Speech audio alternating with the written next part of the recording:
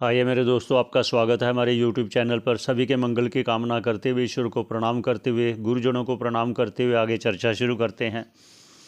जैसा कि हम पहले आपके साथ विचार कर रहे हैं श्रीमद् भागवत पुराण के एक प्रसंग को लेकर, जो श्री भगवान और उद्धव जी का परस्पर संवाद है, उस पर हम चर्चा कर रहे हैं। आइए चर्चा को आगे बढ़ाते हैं, सभी के मंगल की कामना करते हुए, भगवान को याद करते हुए। सच्चिदानंद रूपाय विश्व उत्पत्त्यादि हेतवे तापत्रय विनाशाय श्री कृष्णाय वयं नमः। वासुदेवसुतं देवं कंसचानूरमर्दनं देवकी परमानंदं कृष्णं वंदे जगद्गुरुं। क्षमा करना दोस्तों।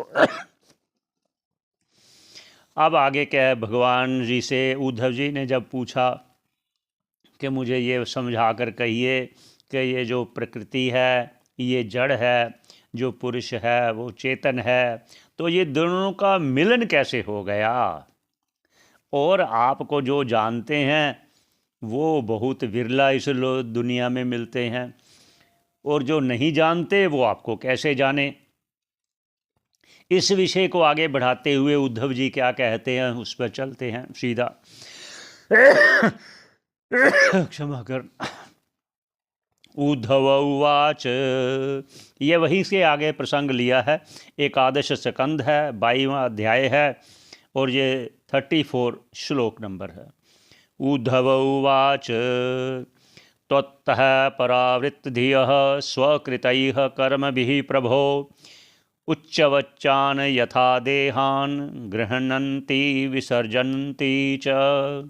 ऐसा उद्धव जी ने भगवान श्री कृष्ण जी से कहा। उद्धव जी अर्थात क्या कहा वो अब कहते हैं। उद्धव जी ने पूछा भगवान जी से कि हे भगवान, हे करुणा निधान, हे कृपा निधान, आपके जो विमुख हैं जीव, वो पुण्यों और पाप के कारण फल स्वरूप एक उच्च योनि और निम्न योनि को प्राप्त होते हैं।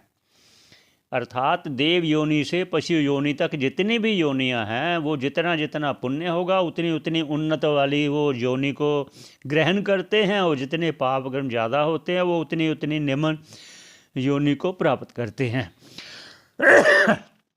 एक यहाँ कह उद्धव जी कहते, मुझे ये भी संशय होता है। ये जो संशय कह रहे हैं ये हम लोगों को समझाने के लिए कह रहे हैं, ये भी साथ कहते चलते हैं। यद्यपि भगवान के अंतरंग सखा है और बृहस्पति जी के शिष्य हैं, जानते हैं हमारे कल्याण के लिए कह रहे हैं। क्या कह रहे हैं कि ये जो व्यापक आत्मा है, और जो ये कहा है कि उच्च और नीची योनियों में जाता है, जब आत्मा व्यापक है तो फिर जाता कौन है, ये प्रश्न हुआ उद्धव जी का। आगे क्या कहते हैं, हमारे लिए प्रश्न किया उन्होंने, और कहते हैं आत्मा तो अकर्ता है, तो फिर कर्म कैसे करता है। क्योंकि कर्म करता है तभी तो पाप पुण्य कहा गया है। क्योंकि कर्म करने से, पुण्य कर्म से और पाप कर्म से वो कहा गया करता हुआ, तो फिर ये अकर्ता फिर कर्म कैसे करेगा। और दूसरा कहा जो व्यापक है, जो आत्मा नित्य है, वो जो शुद्ध है, वो फिर जन्म मरण के चक्कर में कैसे हुआ। हे गोविंद, हे मेरे प्रिय भगवान, ये जो लोग ऐसा नहीं जानते वो तो मान लिया, और जो इस विषय को ठीक ठीक जानते भी हैं, ऐसे लोग संसार में मिलने बहुत कठिन है। इसलिए इस प्रश्न को उठाकर हे करुणा निधान, मुझे इस प्रश्न का उत्तर दीजिए। और जो कुछ जानकार भी हैं वो भी माया के चक्कर में पड़े हुए हैं। ये उद्धव जी ने भगवान श्री कृष्ण जी से ऐसा इसलिए पूछा कि वो भी जानते हैं कि आगे कलयुग में इस आत्म तत्व को जानने के लिए अधिकारी भी कम होंगे, और जो वक्ता हैं वो तो भी कम होंगे।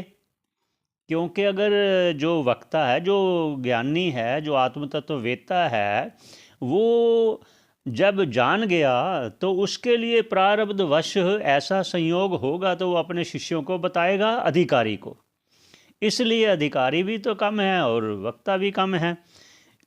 इस बात को समझाइए हे प्रभु, ऐसा उद्धव जी ने कहा तब। तो आगे क्या कहते हैं भगवान, उस पर चलते हैं। श्री भगवानुवाच, भगवान ने क्या कहा, मनः कर्ममयं नृणाम् इंद्रियैः पंचभिर्युतं लोकालोकं प्रयात्यन्य आत्मा तदनुवर्तते। ऐसा भगवान जी ने उद्धव जी से कहा। अर्थात क्या कहा वो करते हैं। भगवान कृष्ण जी ने कहा उद्धव से, हे मेरे प्रिय सखा, हे मेरे मित्र, हे प्यारे, जो मनुष्यों का मन कर्म संस्कारों, ये जो मन है ना, ये संस्कारों का, पूर्व के कर्मों के संस्कारों का एक पुंज है। क्योंकि जितने भी कर्म हैं पाप और पुण्य किए हुए, ये सिर्फ अंतःकरण में ही रहते हैं। जो जो कर्म उसको फल देने के लिए तैयार होते हैं, वही वही फल उसको अपने स्वभाव के अनुसार ढाल देते हैं जीव को फल देने के लिए। जैसे पहले कहा कि सत्वगुण जब ज़्यादा बढ़ेगा वो तो जप तप करेगा, दान पुण्य दया आदि करेगा। जब रजोगुण बढ़ेगा तो संसारी कामों में लगेगा। जब तमोगुण बढ़ेगा तो आलस्य बढ़ेगा, सोएगा, कुछ नहीं करेगा। ये ऐसे ही कहा कि ये सभी उनका पुंज है। पुंज अर्थात उनका घर है। और क्या कहते हैं, और है जो ये संस्कार हैं, ये जो पुण्य पाप आदि को घर अंतःकरण में पड़े हुए हैं, उनको जो पाप और पुण्य आदि कर्म है उनका भोग भी तो करेगा ना।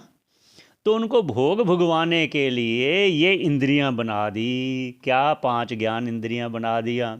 और कर्म इंद्रियां करेगा तो कर्म इंद्रियां से कर्म करेगा, तो ज्ञान इंद्रियां से ज्ञान प्राप्त करके फिर वो कर्म इंद्रियों से वो कर्म करेगा। जैसा जैसा उसका उदय होगा फल प्राप्त होने के लिए, ऐसा ऐसा करेगा। तो इस इंद्रियों को लेकर, मन को लेकर, इसी को सूक्ष्म देह कहा गया है। पहले ये सूक्ष्म देह की चर्चा कर रहे हैं भगवान उद्धव जी से। और फिर उसी सूक्ष्म देह से, क्योंकि जब ये स्थूल देह को ये लिंग देह अर्थात सूक्ष्म देह छोड़ देता है, ये स्थूल देह को छोड़ देता है, उसी को मृत्यु कहा गया है।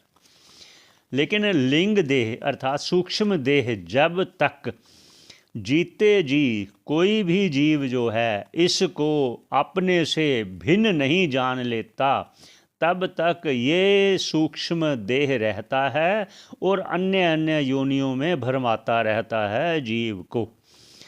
तो आगे क्या कहते हैं, और आत्मा इससे सर्वथा बिल्कुल भिन्न है, ये कह रहे हैं आगे। लोकालोकम प्रियात्य अन्य आत्मा, जो लोकांतर में जाता है, अन्य अन्य योनियों में जाता है, ये आत्मा उस लिंग देह, उस सूक्ष्म देह से भिन्न है।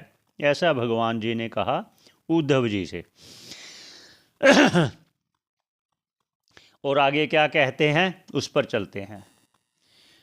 आगे भगवान कहते हैं, हे मेरे प्रिय सखा, हे मेरे प्रिय उद्धव, और जब जीव जिस देह को प्राप्त होता है, जैसे कोई जो देह है स्त्री की है, पुरुष की है, और अन्य देह की है, चाहे देव योनि है या और निम्न योनि को चला गया, जिस देह को वो अपना मैं मान लेता है कि मैं मनुष्य हूँ, मैं स्त्री हूँ, मैं ये हूँ, मैं वो हूँ, जब उसमें अभिमान कर लेता है, तो वो जब अभिमान कर लेता है, जब तक उसका अभिमान हटता नहीं देह से, तब तक उसका जन्म और मरण चलता रहता है। एक दूसरा क्या कहते हैं कि मेरे प्रिय उद्धव, जिस प्रकार वह जीव जब स्वप्न में अपनी अन्य देह, स्वप्न में वो मनोरथ पूरा करता रहता है, कार्य करता है, सभी उसी को मैं समझ लेता है, और जो जागृत की देह होती है उसका उससे उतनी देर मोह भंग होता है, अर्थात मोह उसको वो मैं नहीं मानता। इसलिए वो दो देह चारपाई पर पड़ी हुई भी वो स्वप्न की देह को ही मैं मानता है, चारपाई पर पड़ी हुई देह को मैं नहीं मानता। जिस प्रकार ऐसे ही जब वो उस देह को याद नहीं करता, स्वप्न की देह को याद करता है। ऐसे ही जब जीव दूसरी देह को जाता है, मरने के बाद दूसरी देह प्राप्त करता है, वो पूर्व को फिर भूल जाता है कि मैं क्या था। अब फिर उसी में ही अहम बुद्धि कर लेता है कि मैं ही हूँ। बस इसी चीज़ों को, ये पाप पुण्य के कारण वो बुद्धि बनी रहती है। उसको हटाने के लिए शास्त्रों का सहारा, गुरु से श्रवण करके, उस फिर मनन करके, निधिध्यासन करके, इसी जीते जी देह में रहते रहते हम उस आत्म तत्व को जान पाएँ, ऐसा प्रयास करना चाहिए। गुरु अपने शिष्य के प्रति सभी प्रयास करता है कि किसी प्रकार इसका कल्याण हो जाए, ये अपने आप को इस देह से भिन्न जान जाए कि मैं ये हूँ, मैं करता नहीं हूँ, मैं भोगता नहीं हूँ, मैं आत्मस्वरूप हूँ, मैं शुद्ध बुद्ध हूँ, मैं अजन्मा हूँ। क्यों ऐसा? क्योंकि अगर थोड़ी देर के लिए विचार किया जाए कि बचपन से लेकर अब तक आप अपने आप को देखो, मैं तब जो जब बचपन में, फिर आगे आगे जितनी जितनी आपने वो पड़ाव पार किए हैं, उसके दृष्टा आप हो।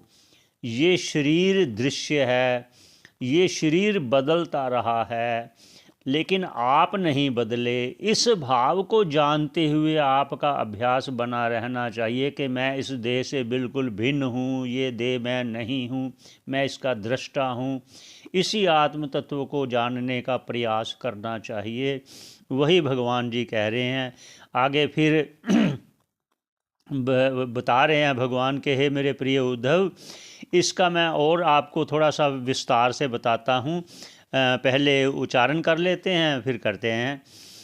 निषेक गर्भ जन्मानि बाल्य कौमार यौवनम वयो मध्यम जरा मृत्युरित्यवस्थास्तनोर्नव। अब ये भगवान कह रहे हैं मैं 9 अवस्था बताता हूँ। 9 अवस्था को जानने वाला वही एक है, ज्ञान स्वरूप आत्मा, लेकिन अवस्था बदल रही है। लेकिन तुम अर्थात आत्मा हो, दृष्टा हो, तुम साक्षी हो, तुम नहीं बदल रहे। क्षमा कर। तो क्या बदल रहा है उसको सचेत करने के लिए, है मेरे प्रिय उद्धव, इसको जानो। क्या जानो? हे उद्धव जी, हे मेरे प्रिय, वो कह रहे हैं निषेक गर्भ जन्मानि, पहले मतलब गर्भ में हुआ, फिर गर्भ बड़ा हुआ, फिर उसका जन्म हुआ, फिर उसका बाल्य अवस्था हुआ, फिर उसका थोड़ा सा और बढ़ा तो कुमार अवस्था हुआ, फिर उसकी जवानी अवस्था हुई, फिर जवानी और बुढ़ापे के बीच की अवस्था हुई, उसको अधेड़, जहाँ ना ज़्यादा वृद्ध अवस्था हुई ना जो यौवन रहा, उसके बीच की अवस्था हुई, फिर वृद्ध अवस्था हुई, फिर वृद्ध अवस्था की फिर मृत्यु। ये 9 अवस्थाओं को जानने वाले तुम दृष्टा हो, तुम में कोई फर्क नहीं पड़ा। तो फर्क किस में पड़ा? फर्क पड़ा देह में। तो आपने अपने जो पहले कह चुके, जो बचपन से लेकर बुढ़ापे तक जो देखने वाला है, जो दृष्टा है, वो वही का वही है। जो बचपन में था वो वही का वही है। तो फर्क किस में पड़ा? देह में पड़ा। परिवर्तन किस में हुआ? देह में हुआ। जो दृष्टा है वो तटस्थ बुद्धि है, वो देख रहा है, वो बस देख रहा है। जिस प्रकार एक सड़क पर खड़ा हुआ एक व्यक्ति आते जाते हुए को देख रहा है, आने जाने वाले आ जा रहे हैं, लेकिन दृष्टा वहीं का वहीं खड़ा है, सभी को देखने वाला। ऐसे ही इन अवस्था रूपी यात्रियों को तुम देख रहे हो। पहले बचपना हुआ, फिर बड़ा हुआ, फिर और बड़ा हुआ, फिर जवानी आई, फिर थोड़ा बुढ़ापा आया, फिर और बुढ़ापा आया, मृत्यु की ओर जा रहा है, फिर मृत्यु को भी देख रहा है कि अब मैं मरने वाला हूँ। दृष्टा हो, इसलिए तुम अभी अभी सचेत हो जाओ, अभी अभी अपने आप को भिन्न उस आत्म तत्व को जान लो कि मैं आत्मा हूँ, मैं दृष्टा हूँ, मैं साक्षी हूँ, मैं शुद्ध हूँ, मैं बुद्ध हूँ। इसी बात को आगे चर्चा को बढ़ाते हुए शुरू करेंगे। तो यहीं पर विश्राम देते हैं। सभी के मंगल की कामना करते हुए पुनः पुनः आप सभी का श्रवण करने का बहुत बहुत धन्यवाद। ये एकादश स्कंद 22वां अध्याय पुनः पुनः इसलिए याद कराते हैं, कोई अगर पढ़ना चाहे तो पढ़ सकता है। हमें प्रसन्नता होती है, जो आप सुन रहे हो, हमें प्रसन्नता होती है कि हमारा शास्त्रों का अध्ययन आपसे चर्चा किया जाए। सभी के मंगल की कामना करते हुए जय जय श्री राधे, जय जय श्री राधे, जय जय श्री राधे। धन्यवाद।